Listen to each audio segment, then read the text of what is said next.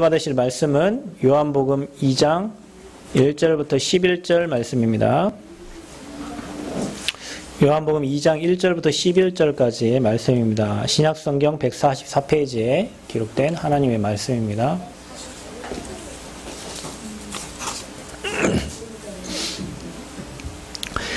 신약성경 144페이지 요한복음 2장 1절부터 11절까지 찾으신 중 한 목소리 한번 합독하겠습니다. 사흘째 되던 날 갈릴리 가나에 혼례가 있어 예수의 어머니도 거기 계시고 예수와 그 제자들도 혼례의 청함을 받았더니 포도주가 떨어진지라 예수의 어머니가 예수에게 이르되 저들에게 포도주가 없다 하니 예수께서 이르시되 여자여 나와 무슨 상관이 있나이까 내 때가 아직 이르지 아니하였나이다. 그의 어머니가 하인들에게 이르되 너에게 무슨 말씀을 하시든지 그대로 하라 하니라. 거기에 유대인의 정결 예식을 따라 두세 통 되는 도랑아리 6이 놓여 있는지라. 예수께서 그들에게 이르시되 항아리에 물을 채우라 하신즉 아기까지 채우니 이제는 떠서 연회장에게 갖다 주라 하심이 주었더니 연회장은 물로 된 포도주를 맛보고도 어디서 났는지 알지 못하되 물 떠온 하인들은 알더라. 연회장이 신랑을 불러 말하되 사람마다 먼저 좋은 포도주를 내고 취한 후에 낮은 것을 내거늘 그대는 지금까지 좋은 포도주를 두었도다 하니라. 예수께서 이 첫 표적을 갈릴리 가나에서 행하여 그의 영광을 나타내심에 제자들이 그를 믿으니라. 아멘. 하나님, 이 시간에 하나님이 선택한 백성들을 예배자로 모으시고 교회당에 부르셔서 오늘도 성취될 하나님 말씀 받게 하시고 복음으로 하나 되어 지역의 흑암 무너뜨리는 예배로 인도받게 하심을 진심으로 감사합니다. 아멘. 오늘도 주님의 음성이 들려지고 말씀이 깨달아져서 또 예수님 우리의 주인됨을 고백하고 하나님의 절대 주권을 인정하는 가운데 우리의 모든 삶이 하나님께 이끌려가는 증인의 삶이 되도록 성령께서 역사하여 주옵소서. 아멘. 우리가 해결하지 못하는 문제를 주님을 주인으로 모실 때 주님이 기적과 같은 역사로 우리의 삶을 인도해 가실 줄 믿습니다. 하나님의 절대 주권을 인정하는 증인들 되게 하여 주옵소서. 이 땅에 사는 동안 하나님의 목적과 목표를 알고 그것을 향해서 달려갈 수 있는 표대를 향해 갈 수 있는 증인들이 되게 하여 주옵소서. 하나님 미쳐가는 성도들의 걸음들을 인도하시고 우리 교회가 복음으로 하나 되어 후대를 살리고 세우며 앞으로 전도 선교 세계복음화의 귀히 쓰임받는 증인들이 모여지는 교회가 되도록 축복하여 주옵소서. 성령님께서 이 예배를 주관하시고 흑암이 손대지 못하도록 역사하시며 주의 천군 천사를 파송하셔서 주의 말씀을 이루어 주옵소서. 감사드리며 예수 그리스도의 이름으로 기도하옵나이다. 아멘. 우리 옆 사람은 축복하겠습니다. 당신은 하나님의 사람입니다. 인사하겠습니다. 또 한번 인사하겠습니다. 세계복음화의 증인입니다. 네. 자, 오늘 말씀 제목은 무슨 말씀을 하시든지 무슨 말씀을 하시든지 이 말씀의 제목을 가지고 함께 은혜 누리도록 하겠습니다. 요한복음 2장 말씀은 가나 혼인잔치에 예수님이 이렇게 초청받아서 가게 됐는데 이제 포도주가 떨어지고 중요한 손님들이 와 있는데 포도주는 굉장히 중요한 음식인데 이게 떨어지니까 큰 이게 결례가 되잖아요. 그때 예수님께서 그 물을 항아리 아구까지 채워서 연회장에 갖다 주라 그랬는데 물이 바뀌어가지고 포도주가 된 사건이에요. 이런 일은 있을 수가 없죠. 근데 저와 여러분의 삶을 살다 보면 있을 수 없는 일들이 굉장히 많이 일어나요. 예. 근데 그때가 언제냐? 예수님이 저와 여러분 인생의 주인 될 때거든요. 그러니까 예수님이 주인 되어지고 그분이 저와 여러분의 인생의 주인 될 때는 매일 기적과 같은 역사가 일어나는 거예요. 아멘. 예, 여러분이 이 말씀을 그냥 믿으면 됩니다. 그냥 믿으셔야 돼요. 아이고 어떻게 목사님 물이 바뀌어갖고 포도주입니까? 뭐 말도 안 되는 소리를 하고 계시네요. 이렇게 말할 수 있지만 성경 말씀은 여러분의 머리로 이해할 수 있는 말씀이 아니기 때문에 그냥 아멘 믿으시면 됩니다. 그러면 여러분 인생이 그대로 말씀이 성취되어집니다. 특별히 5월달은 이제 가정의 달이잖아요. 그리고 이제 이번 주는 어린이 주일로 지킵니다. 다음 주는 또 어버이 주일로 지켜요. 어린이 주일이고 가정의 달인데 제가 어제 이제 저희 딸을 데리고 여기 뭐 수지에 뮤지엄이 있더라고요. 이렇게 갤러리가 있어요. 미술관이 있어서 이렇게 뭐 캘리커처를 그려준다고 해가지고 우리 가족 전체 사진을 한번 이렇게 그려볼까 갔더니 우리는 안 그려주고 애기만 그려주더라고요. 근데 그거 한 장 그리는데 1시간 반을 기다렸어요. 그리고 이제 어제 저희 뭐 여기 사랑의 광장에서 어제 뭐 이렇게 지역 아동센터들이 이렇게 다 모여가지고 뭐 행사를 하는데 사람들이 많이 왔어요.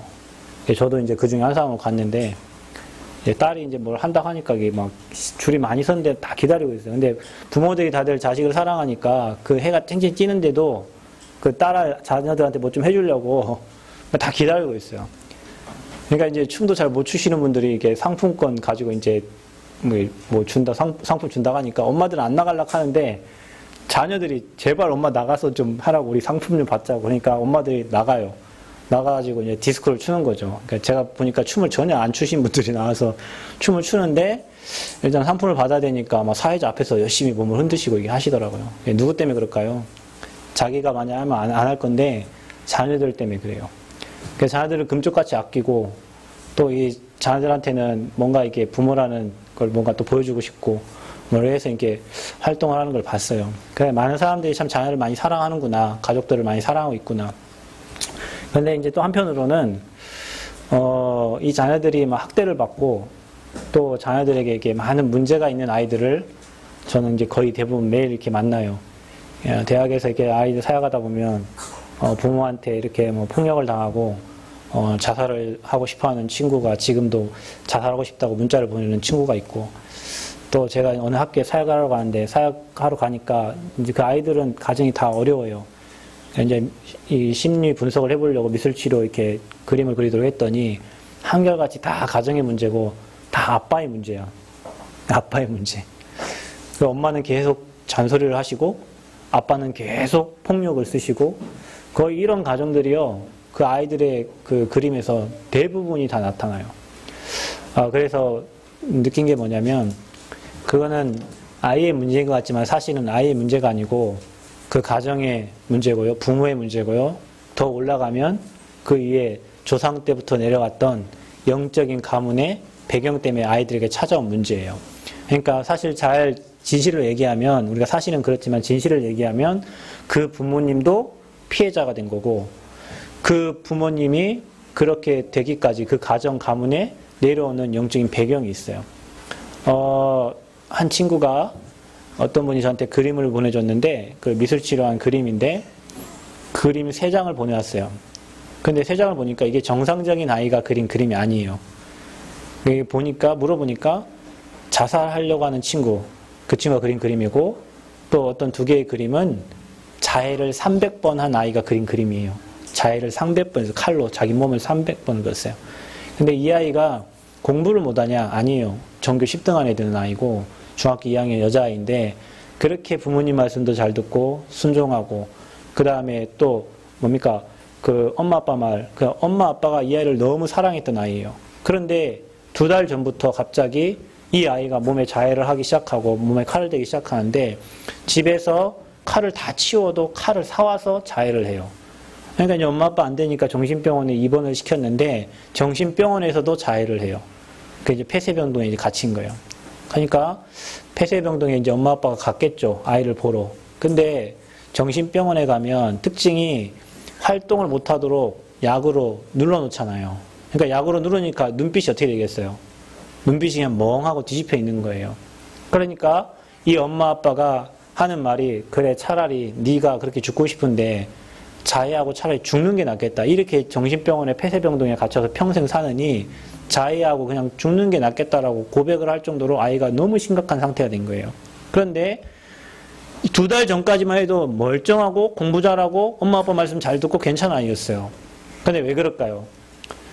이 얘기를 해보니까 그 할머니, 그러니까 그 아버지는 늘 노상 아파서 누워있고 그 할머니는 신받은 사람이에요. 무당이에요. 그 할머니가 열심히 귀신 섬기고 우상 숭배한 결과로 그 손녀에게 문제가 온 거예요. 제가 한 번은 재작년 2년 전에 전주 소년원에 가서 제가 사역을 했어요. 사역을 했는데 그 아이는 살인 미수예요. 사람을 찔렀어요. 친구를 찔렀어요. 그런데 그 아이도 공부를 굉장히 잘해요. 엄마 서울대, 아빠 육사 나왔고 도서관의 모든 책을 다 읽을 만큼 학교 도서관, 지역의 도서관의 책을 다 읽을 만큼 굉장히 똑똑한 아이예요. 그런데 이 아이는 사람을 찔렀어요. 이 아이도 알고 보니까 할머니가 강남에서 무당들을 다 데리고 다니는 무당 대빵이에요. 근데 이 엄마는 결혼하자마자 예수 믿는다고 네가 우리 집에 올 여자가 아니라고 막 엄마 싸다기를 때릴 만큼 집안의 그 할머니가 굉장히 무속에 심취한 사람이에요. 방금 제가 말했던 그 전에 말했던 여자아이는 자기 몸을 자해를 했고 얘는 남을 살해를 하려고 했어요. 그게 누구의 영입니까? 그게 사단의 영이에요. 자, 그러면 여러분 한번 생각해. 가정의 달인데 네가 좀 이거 잘한다 못하는, 제가 요즘에 우리 딸 때문에 고민이 많아요. 말을 안 듣고 말을 해도 째려보고 그 아빠 말을 잘 안 들으니까 제가 막 뭐라고 하면 더 째려보고 그냥 이제 아빠 집에 나가라는 거예요. 집이라고. 아, 그래서 제가 잘못되게 교육을 하고 있구나. 이러면 안 되겠구나 싶어가지고 아무 말도 안 하기로 했어요. 근데 아무 말이 안 나올 수가 있나요? 눈에 보이는 게 모습인데 아, 내가 속고 있구나. 제가 사역하러 가면 제가 만나는 어떤 아무리 미친 사람을 만나도 저는 그 사람한테 욕을 안 하거든요. 아무 얘기 안 합니다. 기도하지. 근데 제 딸이니까 내 앞에서 왔다 갔다 하니까 이 딸한테는 막 뭐라고 하는 거예요. 사역하는 사람한테는 너그럽게 하고 막 인자하게 하고 막 기도하고 막 하는데 제 딸 앞에서는 못 참는 거예요. 아, 이게 또 내 영적 문제를 드러내는구나. 그러니까 사실은 놔두면 지나갈 문제인데요. 제가 그걸 언제 알았냐면 제가 기존대학교 교수님을 사역하는데 그 유아교육과 교수님이 한 얘기라, 목사님, 아이들에게는 사춘기가 2번이 옵니다. 첫 번째 사춘기는 그게 6살, 7살 때 유아 사춘기가 오고요. 청소년이 되었고 청소년 사춘기가 온다는 거예요. 그냥 우리는 그걸 모르고 아이가 이제 반항을 하니까 사춘기인지도 모르고, 그러니까 유아 사춘기는 있는지 모르고 사람들이 그냥 막 뭐라고 지나요. 그때 아이들 성격과 뭐 모든 게 다 바뀌어진다 하더라고요. 그러니까 우리가 모르니까. 그냥 이런 부분이 있는데 사실은 이거는 지나가는 거지만 영적인 부분은 지나가는 게 아니에요. 할머니 때, 할아버지 때 가문에 내려왔던 그 영적 배경은 누군가가 그걸 꺾어주지 않으면 그 가문 후대에 그대로 내려가는 거예요. 여러분, 괜찮은 사람이 결혼했는데 어느 날 이상하게 돌변해버리고, 괜찮았던 사람이 어느 날 뭔가 사건 만나고 문제 만나가지고 이상하게 바뀌어버리고, 그게 왜 그런 줄 아세요? 원래 그 사람은 그 내면에, 그 가정에 그런 영적 배경이 내려오는 거예요. 그 우리가 모르고 있을 뿐이지. 여러분이 그거 알면은 더 기도하고 그 사람 흑암 꺾고 사망에서 꺾었을 텐데, 여러분 눈에 그게 안 보이니까 이 인간이 왜 이래, 이 사람이 왜 이래, 내 자식이 왜 이래, 늘 사람들을 보고 그냥 정죄를 했을 뿐이에요. 그 사람에게 진짜 필요한 거는 복음이고, 복음만이 그 사람의 영적 문제 그리스도께서 해결하니까 그거 꺾고 해결했자인데, 우리가 그 부분을 모르니까 육신의 눈으로, 율법의 눈으로, 도덕적인 눈으로, 어떤 종교적인 눈으로 보고 우리 자신도 복음 가진 나도 정죄를 하고 판단을 하는 거예요. 정죄하고 판단하면 절대 그 사람을 살릴 수가 없어요. 그 사람을 복음의 눈으로 보고, 아, 이게 사단의 일이구나. 우리 가정이, 우리 가문이 이렇게 오래 전부터 당한 거구나. 그래서 하나님이 나에게 먼저 복음을 주시고 내게 그리스도를 알게 하셨구나. 여기에 대한 여러분 감사가 되고, 복음이 회복되면요, 여러분 가정의 흑암은 그때부터 무너지기 시작합니다. 여러분 자녀가 복음의 눈으로 보여지고, 여러분 아내가 복음의 눈으로 보여지고, 여러분 부모님이 복음의 눈으로 보여지고요, 여러분 가정이 처절하게 사단에게 당하고 유린당했던 모습들이 보여지기 때문에 기도를 안 할 수가 없어요. 여러분, 기도하라 해서 기도하는 건 가짜예요.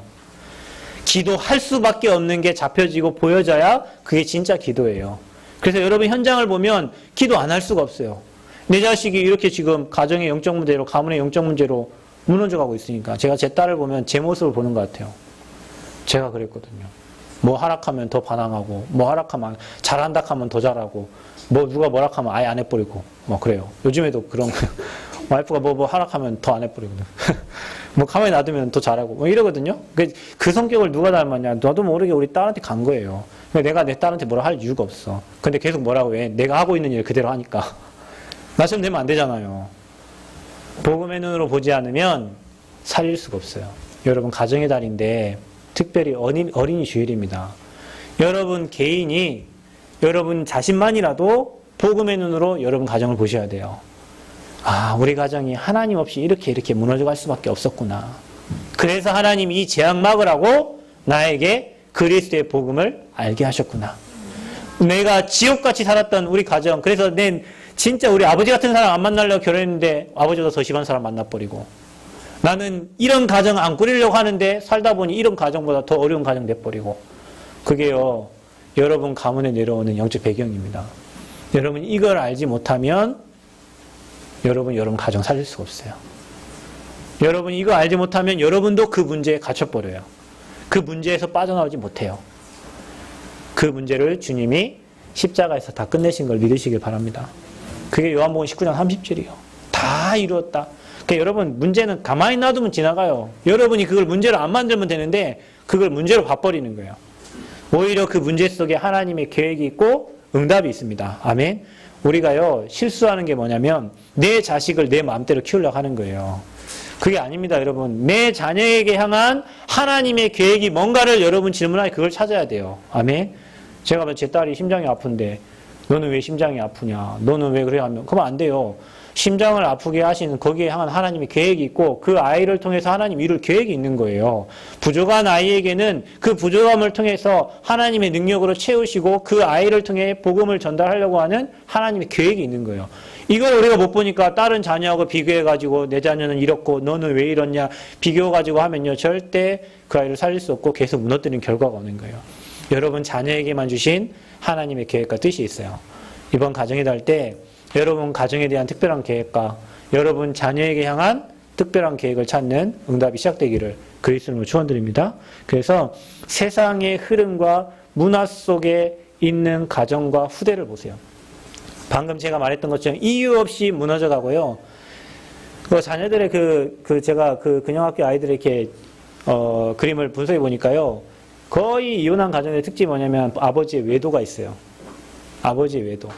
그 그림에 그게 다 나타나더라고요. 저는 그림을 볼 줄 모르는데 그림 뭐 몇 가지 그렸는데 그림에 다 나타나요. 그게. 그래서 참 신기하더라고요. 근데 그 사람은 나타나 답을 줄 수 없는데 우리는 복음이니까 그 사람을 진짜 취할 수 있는 거죠. 그래서 세상의 흐름을 타고 가는 가정. 제가 가끔 이런 생각을 해요. 어떤 부모님을 보면 자녀들 막 좋은 데 막 데리고 가잖아요.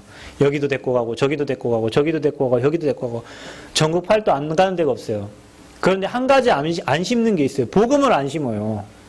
그런데 여러분 그거 아세요? 그 아이들이 세상의 것을 많이 각인시키는 만큼 그 아이들은 좋은 것 같은데 그 아이 영적 상태는 틀어지는 거예요. 그래서 진짜 그 아이들을 세상의 흐름과 문화를 타고 가고 있는 그 아이들의 가정과 그 후대들을 언약의 흐름 타고 복음의 흐름 타도록 도와주는 게 진짜 전도예요. 그게 한 가정을 살리는 거예요. 여러분을 거기에 주역으로 부르신 거예요. 반대로 여러분 예수님을 주인으로 모신 그 언약 가정과 후대를 보세요. 저는 확인했어요.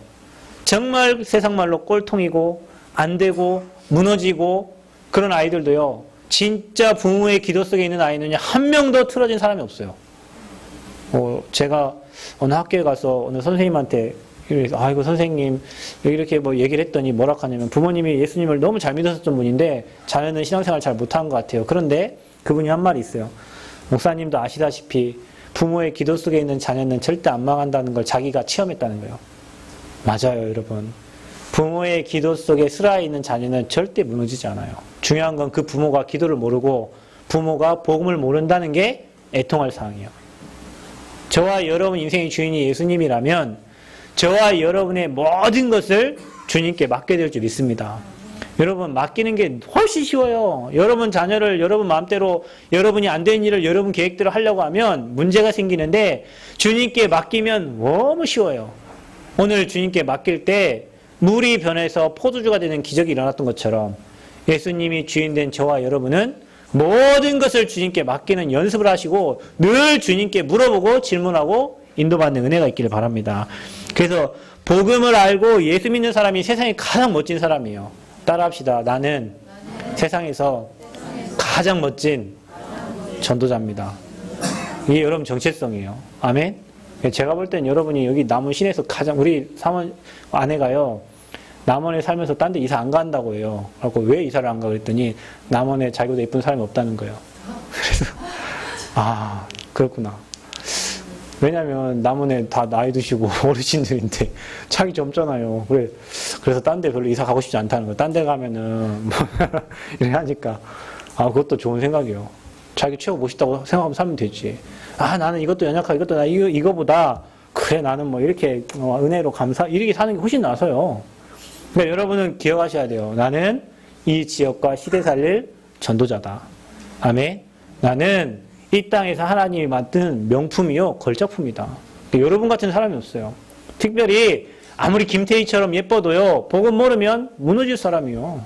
최진실이 안 예뻤습니까? 최진실이 얼마나 예뻤는데요. 최진실이 얼마나 귀엽고 깜찍한 연기를 잘했는데요. 근데 왜 자살합니까? 교회 다녔습니다. 왜 자살했습니까? 사단의 실체를 모르고 복음을 모르니까 결론은 자살이잖아요. 제가 얘기했죠. 그 가정의 후대들 2명 있는데 2명이 죽었다 하면 걔네들은 분명히 자살할 거라고. 사고 아니면 자살이에요, 걔네들은.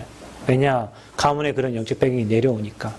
그래서 여러분은 최고로 멋진 전도자로 나를 불렀다. 이제 나는 멸망할 수 없다. 여러분 지금 뭐 문제 있어요? 그거 문제 아니에요. 뭐라고요? 문제 아니에요. 뭐라고요? 문제 아니에요. 여러분 문제 만들지 마세요. 그거 문제 아니에요. 분명히 성경에는 부르심을 입은 자들에게는 모든 것을 합력하여 선으로 이루신다 했어요. 여러분이 볼 때는 문제지, 하나님은 하나님의 계획을 이루기 위한 중요한 응답의 시간표고 축복의 시간표예요. 아멘. 그렇게 믿으시고 하나님 계획을 찾으시기 바랍니다. 하나님 계획을 찾아야 돼요. 그래서 복음 가진 사람은 전도의 비밀을 알고 이 복음이 필요한 이유를 아는 사람이에요. 여러분, 예수는 그리스도 모든 문제 해결자, 이게 아니고 이 땅에 복음이 필요한 이유를 알고 오직 그리스도에만 되는 이유를 아는 자를 하나님이 쓰시는 거예요. 저는 제가 현장에 사역해 보면 저는 돈 1,000억 가진 사람도 만나보고요. 의사도 만나고 판사, 변호사, 권사, 뭐 제가 사역했던 애들들이 지금 변호사가 돼 있고 간호사가 돼 있고 의사가 돼 있어요. 그런데 그 현장은요, 비참해요. 진짜로요. 여러분이 아는 것, 그거는 상상도 안 될 만큼 비참한 현장이에요.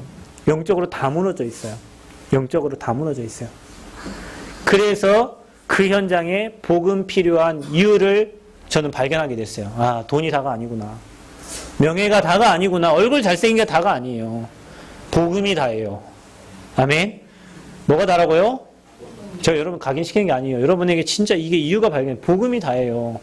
많은 사람을 만나봤더니 교수도 만나고 많은 사람, 성공한 사람 많이 만나봤는데 행복 없어요. 더 많은 사람, 더 비참해요. 그래서 저는 깨달았어요. 하나님 떠나면 지옥 같구나. 죄 문제 해결 안 한 사람은 어느 날 재앙을 만나는구나. 물고기가 그물에 걸리고 새가 올무에 걸리듯이 인간은 어느 날 복음 모르면 재앙의 날이 오게 돼 있구나. 몰라요, 사람들은. 제가 이번에 우리 윤태현 집사님 그 이웃사랑 센터에 가가지고 어떤 분을 만났는데 자녀가 다문화 가정 아이예요.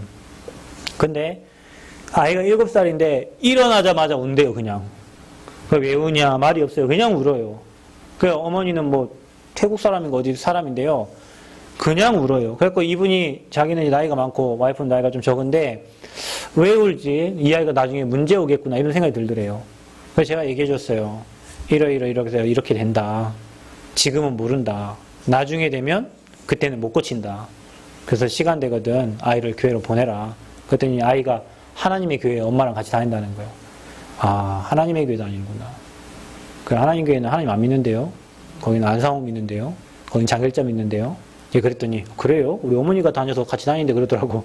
그래요. 가보세요. 그랬더니 이번 주에 자기가 예배 드리러 가본대. 진짜 하나님 안 믿는지 믿는지. 하나님 교회는 하나님 안 믿습니다. 그거는 귀신을 섬기기 때문에 나중에 더 큰 문제가 와요. 후대에게 문제가 와요. 여러분 제 말을 꼭 기억하셔야 됩니다. 우상 섬기면 반드시 후대에게 문제가 온다니까요. 자녀에게 문제가 와요. 여러분은 괜찮다니까. 여러분 어차피 망할 거니까. 그런데 자녀가 망하면 안 되잖아요. 우상 숭배하면 자녀가 문제가 와요. 근데 얘기를 했는데 제가 명함을 줬거든요. 언젠가 제가 하는 말이 깨달아질 때 올 거예요. 지금은 모른다니까요. 여러분 전도자가 하는 말을 사람들은 우습게 여겨버려요. 근데 성경의 전도자가 한 말이 한 번도 성취 안 된 적이 없어요. 다 반드시 성취됐어요. 오늘 제가 여러분 한 말 반드시 성취될 겁니다. 여러분 멋있는 사람으로 하나님이 사람 살릴 증인으로 여러분을 사용하실 겁니다. 여러분 그런 증인으로 부르셨기 때문에. 그래서 신앙생활 하다 보면요. 2가지 신앙의 모습이 보여요. 첫 번째는 뭐냐. 예수를 주인으로 모시지 않는 사람이 보이고요. 교회 다니면서 그렇다니까요. 예수님이 가끔 주인 된 사람이 있고요. 예수님 늘 주인 된 사람이 있어요. 여러분 어떤지 이번 주에 계속 질문하셔야 돼요. 나는 진짜 예수님 내 인생 주인인가? 아니면 힘들 때만 주인인가? 아니면 내 좋을 때만 예수님 감사하다고 예수님한테 감사 고백하는지, 평상시에 어려울수록 더 하나님께 감사함을 고백하는지, 이게 예수님을 주인으로 모신 사람과 주인으로 모시지 않은 사람은 표시가 나요. 그래서요, 예수를 주인으로 모시지 않을 때는 어떠냐? 내가 주인인 거예요.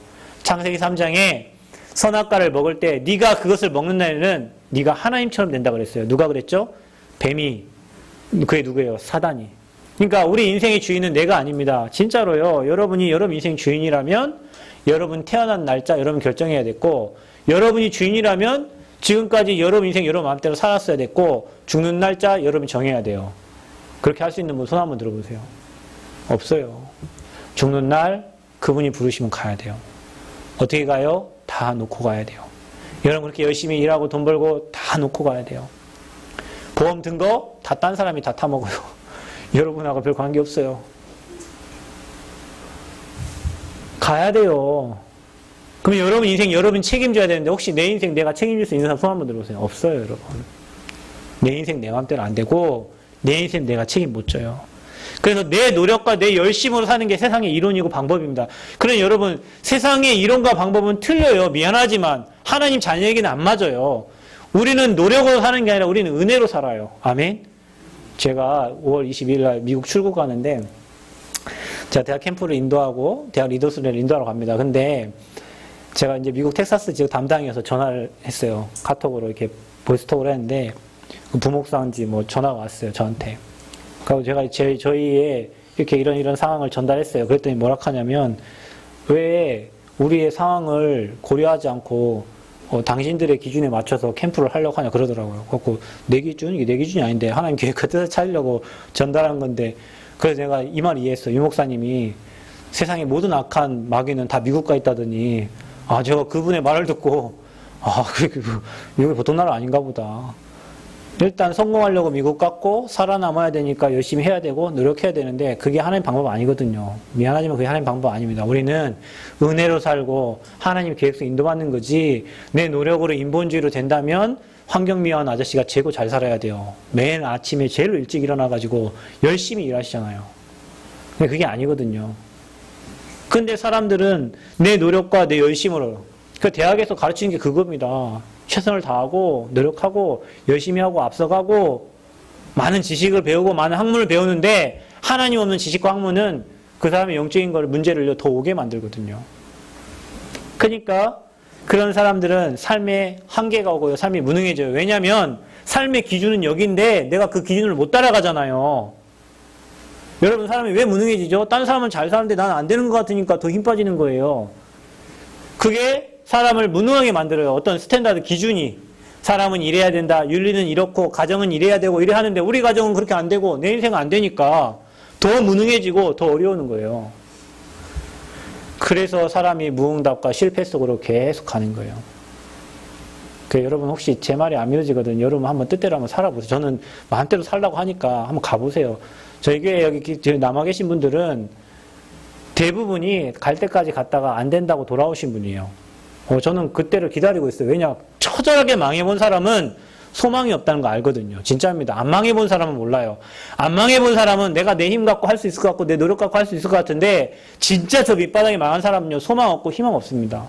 그 사람이 오히려 하나님 더 잘 믿어요. 근데 좀 있고 내가 좀 괜찮고 내 힘으로 살 것 같고, 이 사람은요 진짜 밑에를 못 본 사람이에요. 정말 절망을 안 겪어본 사람이에요. 그런 사람은 내 노력으로 한닥하고 내 힘으로 한닥해요. 저와 여러분은 노력과 힘이 아니라 하나님의 은혜로 하는 겁니다. 그래서 은혜 누리시길 바랍니다. 날마다 하나님의 은혜의 보좌 속에 들어가시길 바랍니다. 은혜 없으면 할 수가 없어요. 그래서 예수를 주인으로 모실 때는 어떻게 합니까? 복음의 비밀을 아는 자는요, 예수를 주인으로 모신 자는 가만히 있어도 응답해요. 아니 목사님 무슨 말입니까? 여러분 모를 거예요. 제가 하는 말을 한번 잘 들어보세요. 여러분, 예수를 주인으로 모신 사람은요, 주님의 말씀에 순종하는 사람이에요. 제가 응답받는 사람들을 보거든요. 근데 이 사람들은요, 제가 가가지고 현장 저는 우석대 대학 6군데 들어갑니다. 6군데 들어갔는데, 대학에 들어가서 괜찮은 학교 아이들은요, 목사님 나 안 돼요 그래요. 목사님 전 시간이 없고 레포트가 많고 동기 모임이 많고 과 모임이 있어서 지게도 잘 삼도 못하고 그런다 얘기해요. 그런데요, 어떤 아이들은요, 예 알겠습니다 하는 아이들이 있어요. 예 알겠습니다 목사님, 예 하겠습니다. 그런데 신기한 건요, 그 아이들의 믿음은 쑥쑥쑥 자라는데요, 못합니다, 안 됩니다, 아마 시간이 없고요. 뭐 없고 이런 사람은요. 신기하게 신앙이 바닥쳐요. 진짜로요. 그래서 순종이 제사보다 낫다는 말이 여러분 하나님 말씀에는요. 내 마음에 맞으면 아멘, 내 마음에 안 맞으면 노멘 그게 없습니다. 하나님 말씀 무조건 아멘이에요. 아멘. 여러분 상황과 수준에 맞춰서 이거는 내게 맞으니까 아멘이고 이건 노멘 그게 아니고 하나님 말씀은 살아있는 말씀이기 때문에 무조건 아멘이면 그 말씀은 그대로 성취가 되는 거예요. 그래서 여러분 말씀 앞에 순종하는 증인 되시길 바랍니다. 그 사람에게는 진짜 평안이 와요. 왜냐? 위에서 주시기 때문에. 그래서 주인 된 사람은 예수님이 주인 된 사람은 그래 살아요. 그리고 그분이 여러분 인생을 책임지세요. 어떤 사람은요. 쫄딱 망했는데요. 망한 게 아니에요. 그게 그 사람을 하나님이 더 세우기 위한 하나님 축복이에요. 저 예언교회가 서울에 예언교회가 건물을 지었는데 그거 뭐 몇백억? 뭐 거의 뭐 한 1,000억 가까이 뭐 들어갔어요. 근데 그 건물 짓는데 뭡니까 건축 담당하시던 장로님이 그 정은정 목사님 동생인데요. 어느 정도 망했냐? 이 땅에서 망해가지고 미국으로 도망갔어요. 미국에 도망갔어요. 필리핀 도망갔다 미국 도망갔다니까요. 그런데 진짜 망하니까 소망이 없잖아요. 그래서 진짜 하나님 바라보고 은혜 속에 들어갔는데 뭐 이렇게 밸브 만드는 거 있잖아요. 이걸 어떻게 이제 친구가 알게 돼가지고 한국에 그것 때문에 들어왔어요. 들어왔는데 이게요. 밸브 만드는 게 어마어마한 경제 축복을 이제 누리게 된 거예요. 그래서 그 건물 뭐 1,000억짜리 건물을 짓는데 거의 대부분을 다 이 부분이요. 경제가 응답 받아갖고 교회를 짓는데 다 헌신해 버렸어요. 그만큼 하나님 경제 축복을 주셨어요. 그분이 한 얘기예요. 내가 인생 살려고 할 때는 뭐 막히고 어렵고 힘든데 하나님께 모든 걸 맡기고 인도받으니까 하나님이 가만히 있어도 막 경제 문을 여시고 환경 사업의 문을 여셔가지고 세계로 수출하는 기업이 돼버렸어요. 여러분 이 말이 믿어집니까? 안 믿어지겠죠. 사실은 여러분이 복음 가지고 가만히 있으면 하나님 역사하시는데 복음 못 누리고 설치하고 문제가 오는 거예요. 안 믿어지니까 여러분 노력을 해야 되고 안 믿어지니까 인본주의 써야 되고요. 안 믿어지니까 뭔가를 해야 되잖아요. 사람이요. 뭔가를 해야 될 것 같아. 복음 가지고 있으면요. 누리고 있으면요. 여러분 도와달라고 손드는 사람이 오고요. 복음 누리고 있으면요. 여러분 할 일들이 보여지고요. 문이 열립니다. 문 열어지는 쪽으로 가셔야 돼요. 아멘. 안 열린 걸 열심히 열어가지고 막 내가 열고 가면 여러분이 그 사람을 계속 잘해줘야 되고요. 교회도 마찬가지요. 제가 잘해줘갖고 여러분 교회 오면 제가 안 잘해주면 교회 안 온다니까요. 그게 무슨 신앙생활이에요. 사람 보러 교회 오는 거지. 근데 복음 소중함 아는 사람은요. 자기가 알아서 와요. 누가 잘 안 해줘도 와요. 왜냐? 복음이 맞다는 걸 자기가 아니까. 그 사람이 진짜 신앙생활을 하는 거예요. 새롭게 모든 성도들이 그 축복 누리시길 바랍니다. 그래서 그분이 여러분 인생 책임지셔요. 절대 여러분 망할 생각하지 마세요. 그래서 너희는 가만히 있어 그랬어요. 그가 행하시는 구원을 볼지어다 그랬어요. 여러분 모세가요. 뭐 한 게 아닙니다. 가만히 있었어요. 하나님이 일하셨잖아요. 그죠? 모세는 도망가려고 그랬어요. 근데 하나님이 일하셨어요. 모세에게 주신 지팡이 하나 여러분에게 뭐 줬어요? 복음 줬어요. 그 복음 가지고요. 사용하면 됩니다. 홍해 갈라지는 기적의 역사가 일어날 줄 믿습니다. 혹시 여러분 앞으로도 못 가고 뒤로도 못 가는 사람 있죠? 그 사람은요. 가만히 계시면 돼요. 그 사람은 하나님의 계획 찾으면 돼요. 그러면 하나님이요. 앞에 문을 여시고 길을 여십니다. 근데 우리는 자꾸 뒤로 도망가려고 그래요. 이게 아닌 것 같고 이 뜻이 아닌 것 같고. 그래서 예수를 주인으로 모신 자는 여러분 부족하다고 생각할 수 있지만 흑암이 여러분을 손댈 수 없고 초조함이 여러분을 손댈 수 없다. 혹시 여러분 마음에 불안함과 염려가 생기시는 분은 계속 그리스도의 이름으로 흑암 꺾으시기를 그리스도로 축원드립니다. 그래서 가나 혼인잔치와 하나님의 시간표. 이제 혼인잔치에 예수님이 손님으로 초청을 받았는데 포도주가 모자란 거예요. 그때 당시에는 잔치의 흥을 돋우기 위해서 포도주가 굉장히 중요한 재료였어요. 근데 그 재료가 보통 가나에서 혼인잔치 할 때는 1주나 2주 하는데 예수님이 초청받아 갈 때는 이제 마지막이었나 봐요. 그게 이제 없는 거예요. 그게 난리가 났죠. 그때 예수 어머니 마리아가 예수님한테 이제 보고를 한 거야. 그때 예수님이 뭐라 합니까? 아직 내 때가 아니라 했어요. 여러분 하나님의 시간표가 있어요. 여러분 개인에게 시간표, 교회의 시간표, 여러분 가정에 향한 하나님의 시간표가 있어요. 그 시간표가 언제일까요? 예수님이 손님 될 때는 시간표가 아니에요. 예수님이 여러분에게 있어도 되고 없어도 될 때는 시간표가 아니에요. 하나님이 볼 때는. 근데요, 하나님의 시간표는 그분만이 나의 힘이 되고 그분이 나의 주인이시고 내 삶의 모든 것을 절대적으로 인도하시는 분을 여러분 고백할 때 그때가 하나님의 시간표예요. 아멘. 여러분 예수님인 그리스도라고 고백되는 그 시간, 지난주에 우리 영접의 비밀 얘기했잖아요. 여러분이 예수님을 영접하는 그 시간, 주님이 내 인생의 주인 된 시간이 하나님의 시간표가 시작된 시간이에요. 그럼 여러분에게는 이미 오늘 오전에 일부 예배 때 얘기한 것처럼 너희 안에 착한 일을 시작하신 이가 그리스도의 예수의 날까지 이루실 줄 우리는 확신하노라 그랬어요. 하나님이 지금도 여러분의 인생을 이루어가고 계십니다. 여러분이 지금 와 있는 문제, 어려움이 그게 하나님의 시간표를 이루고 있는 하나님의 계획이고 하나님의 뜻이에요. 여러분은 하나님의 절대 주권을 인정하는 은혜가 있기를 축원드립니다. 그래서 하나님의 시간표는 예수님이 그리스도, 예수만 그리스도, 예수가 그리스도. 여러분 모든 종교는 다 좋은데요. 그 종교로는 인간의 근본 문제를 해결할 수가 없습니다. 그리고 여러분 종교생활 하면 할수록 교회도 마찬가지예요. 여러분 복음 모르고 교회 가면 종교생활이에요. 미안하지만 여러분이 예수가 그래서 고백이 안 된 상태에서 교회 나온 거하고 절간 가는 거하고 똑같아요. 미안합니다. 그래서 여러분이 날마다 그리스도를 고백하세요. 나의 주인으로, 나의 그리스도로. 그리고 계속 복음의 언약 속으로 들어가세요. 그리고 여러분은 복음 속에 들어가는데 하나님이 여러분 가정 문제 해결하실 겁니다. 여러분이 복음 속에 들어가는데 여러분의 사업 문제 하나님이 해결하실 겁니다.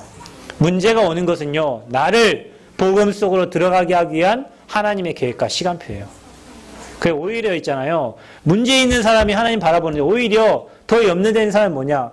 너무 기쁜 일이 많고 너무 좋은 일이 많은 사람은요. 하나님을 잘 안 바라봐요.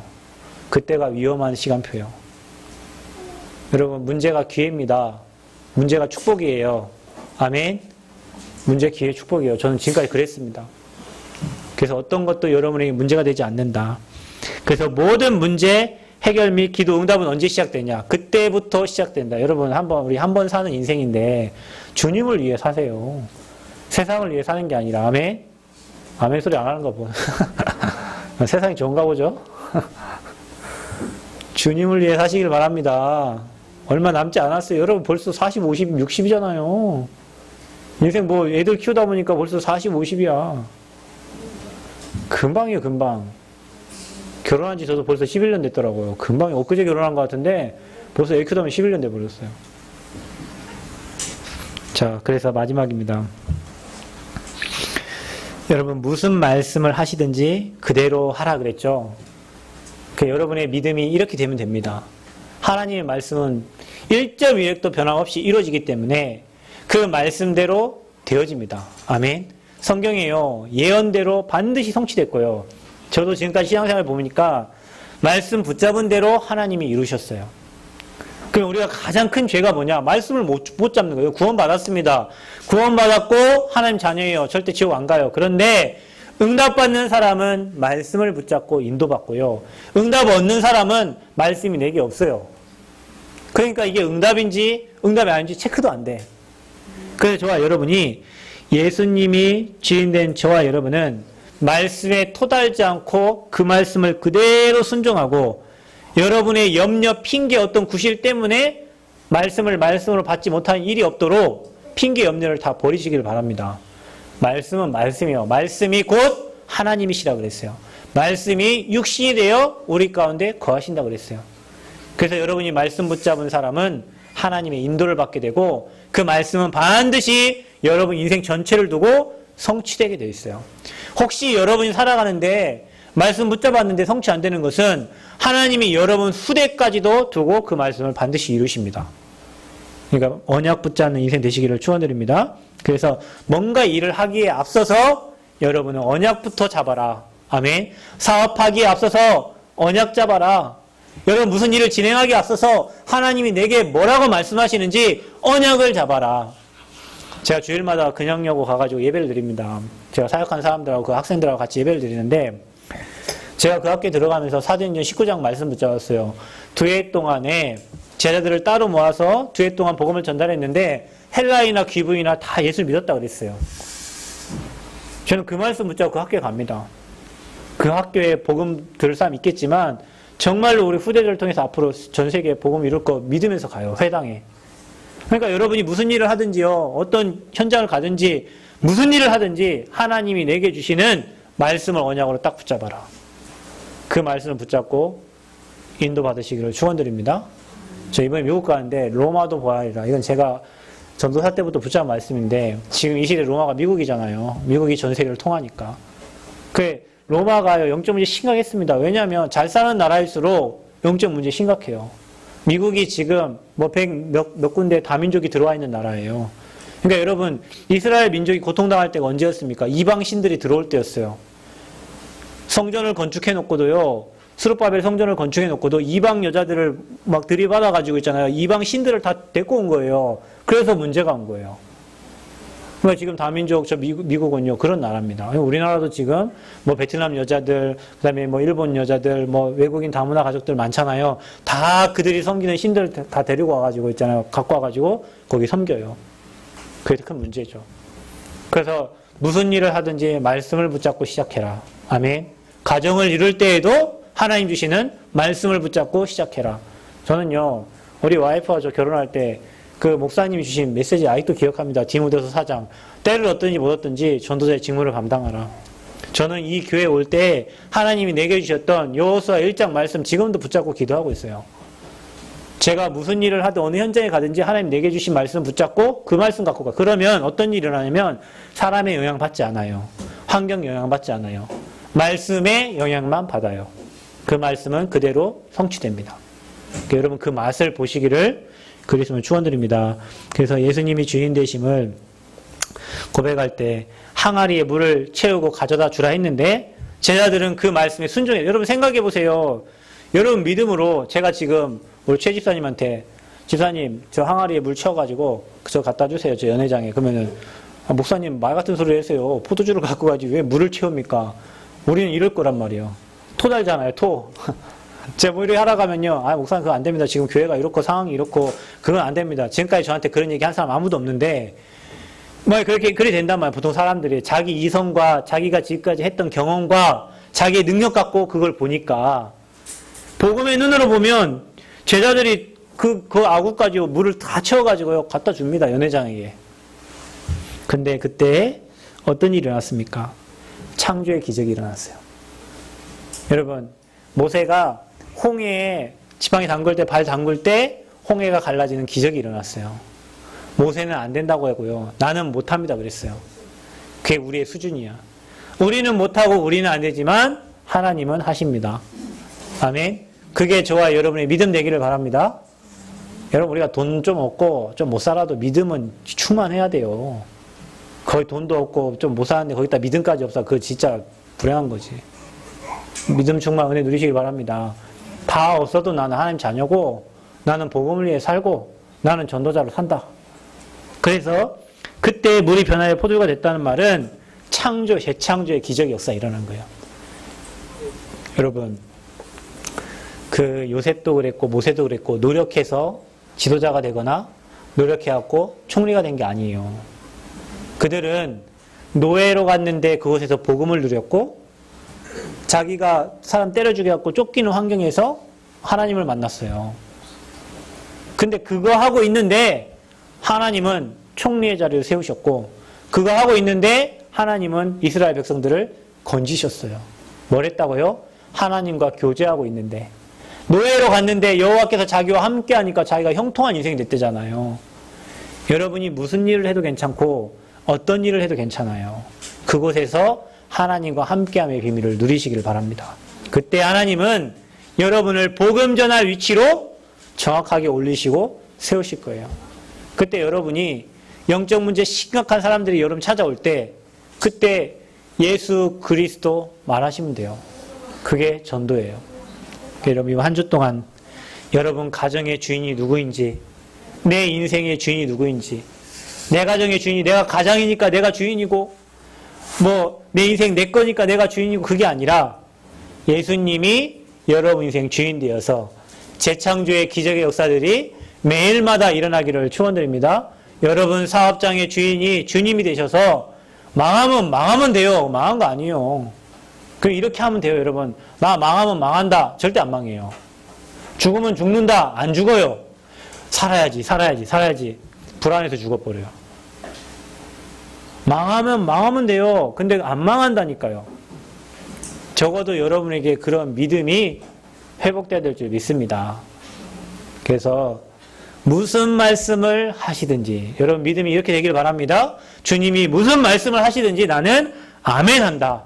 여러분 환경이 지금 안 되고 못하다 할지라도 아멘 하면 하나님은 자기의 시간표에 정확하게 무리변에 표도조된 것처럼 기적의 역사를 이루실 줄 믿습니다. 우리 역사는 승리하세요. 예수님이 당신의 인생의 주인이십니다. 아이고 못 알아들으시나. 예수님이 당신의 인생의 주인이십니다. 기도하겠습니다. 감사합니다. 하나님. 주님이 우리 인생의 주인 되시고 우리의 삶을 이끌어 가실 줄 믿습니다. 모든 것을 주님께 맡길 수 있는 믿음을 주시고 주인된 주님께 맡긴 인생은 주님이 책임져 주시오니 하나님께 맡기고 우리는 성령 인도받고 하나님이 열어주시는 문을 따라 인도받으며 말씀 성취의 주역으로 서게 하여 주옵소서. 예수 그리스도의 이름으로 기도하옵나이다. 아멘.